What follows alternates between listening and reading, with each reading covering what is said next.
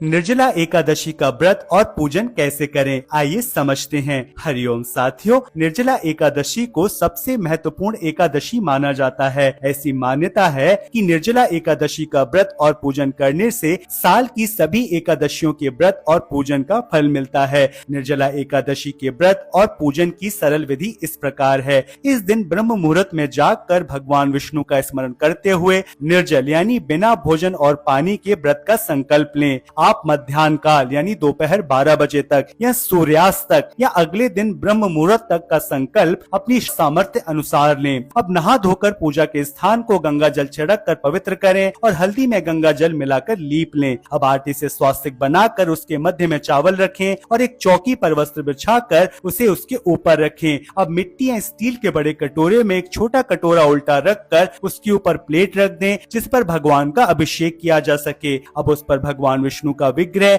या चित्र स्थापित करें और मंडप को अपनी रचनात्मकता से सजाकर पूजन की तैयारी कर लें और पूजन आरंभ करें। सबसे पहले स्वयं पर गंगा जल छिड़क कर स्वयं को पवित्र करें और 3 बार आचमन करके हाथ धो लें और चंदन धारण करें। अब हाथ में दूर्बा, अक्षत और पुष्प लेकर गणेश जी का स्मरण करें और ओम गणेशाय नमः कहकर गणेश जी को अर्पित करें। अब भगवान विष्णु का शुद्ध जल, दूध, दही, घी, मधु, शर्करा, हल्दी मिश्रित जल, चंदन मिश्रित जल, केशर मिश्रित जल, कपूर मिश्रित जल और गंगा जल, इन 11 पवित्र द्रव्यों से अभिषेक करें। अंत में भगवान को शुद्ध जल से स्नान करा नए वस्त्र धारण कराएं और चंदन, हल्दी, कुमकुम, पुष्प इत्यादि से श्रृंगार करें। विष्णु अष्टोत्तर यानी विष्णु जी के 108 नाम में से एक एक नाम मंत्र बोलकर उनके चरणों में तुलसी दल अर्पित कर तुलसी अर्चन करें। भगवान विष्णु के 108 नाम इंटरनेट पर आसानी से उपलब्ध हैं। अब भगवान को धूप,